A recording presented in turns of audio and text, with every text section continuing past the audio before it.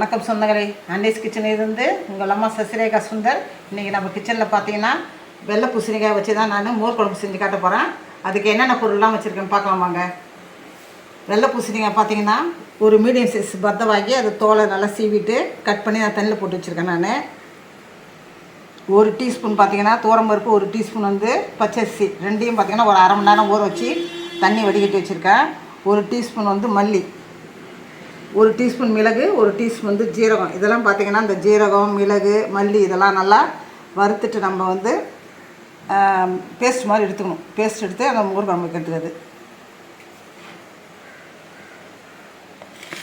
2 பச்சை மிளகாய், கொஞ்சமாக தேங்காய் பார்த்திங்கன்னா ஒரு மூடியில் 3ல் 1 பங்கு எடுத்து கட் பண்ணி வச்சுருக்கேன்.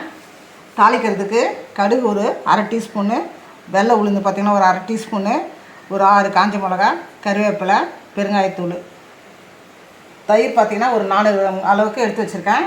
மொத்த பொருள் இது தான். முதல்ல நம்ம எதை வறுக்கணும் வறுத்து எடுத்துகிட்டு வந்துடலாம். அடுப்பில் ஒரு பாத்திரம் வச்சுட்டோம். அதுக்கு மேலே பார்த்தீங்கன்னா கொஞ்சமாக எண்ணெய் ஊற்றிருக்கோம். இப்போ இந்த மிளகு ஜீரகத்தெல்லாம் ஆட் பண்ணிக்கலாங்க. மிளகு ஜீரகம், மல்லி,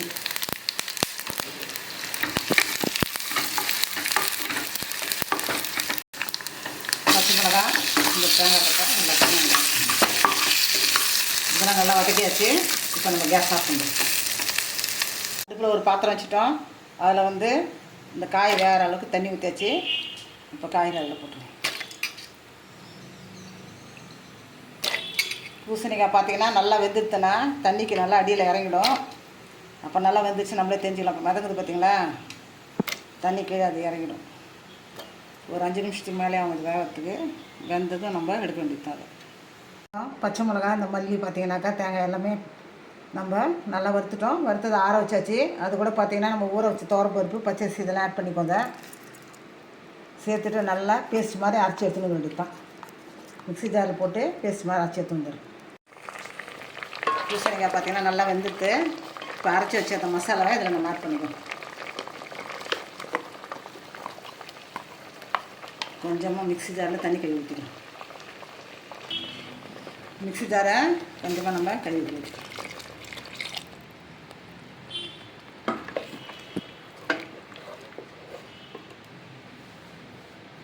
இந்த குழம்பு தேவையான அளவுக்கு நம்ம உப்பு இதில் சேர்த்துக்கலாம். கொஞ்சமாக மஞ்சள்தூள் சேர்த்துக்கலாம். இது நல்லா கொதி வந்திருந்தால் நம்ம இந்த தயிர் எடுத்து இதில் ஊற்றணும். பார்த்தீங்கன்னா இது நல்லா கொதிக்கும்.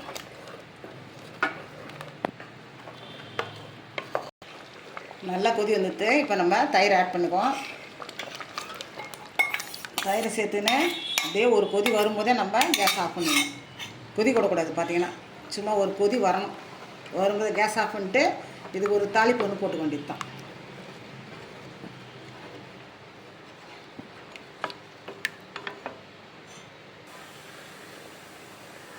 மோர் குழம்பு பார்த்தீங்கன்னா இந்த ஒரு கொதி வந்துட்டு இப்போ நம்ம கேஸ் ஆஃப் பண்ணிட்டு தாளிச்சிட வேண்டியது தான்.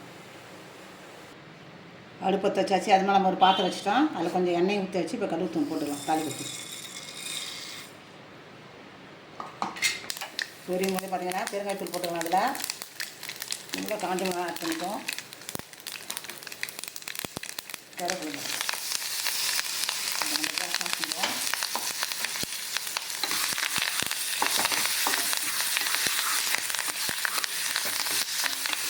இப்போ எடுத்து நம்ம மோர் குழம்புல ஊற்றிடுவோம்.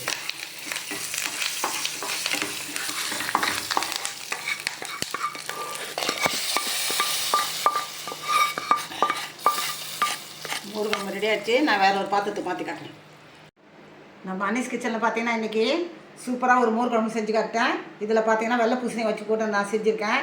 நீங்கள் பார்த்தீங்கன்னா வெண்டைக்காய் போடலாம், கத்திரிக்காய் போடலாம், வடை சுட்டு போட்டு நம்ம இந்த மோர் குழம்பு வைக்கலாம். இது பார்த்தா நம்ம கல்யாண வீட்டில் சாப்பிட்ற மாதிரியே இருக்கும். இது பார்த்தீங்கன்னா கல்யாண வீட்டு மோர் குழம்பு. இது ரொம்ப ஈஸி. பார்த்தீங்கன்னா நான் செஞ்சு காட்டின மெத்தடில் நீங்கள் செஞ்சு பாருங்கள். செஞ்சு பார்த்துட்டு எனக்கு கமெண்ட்ஸில் சொல்லுங்கள்.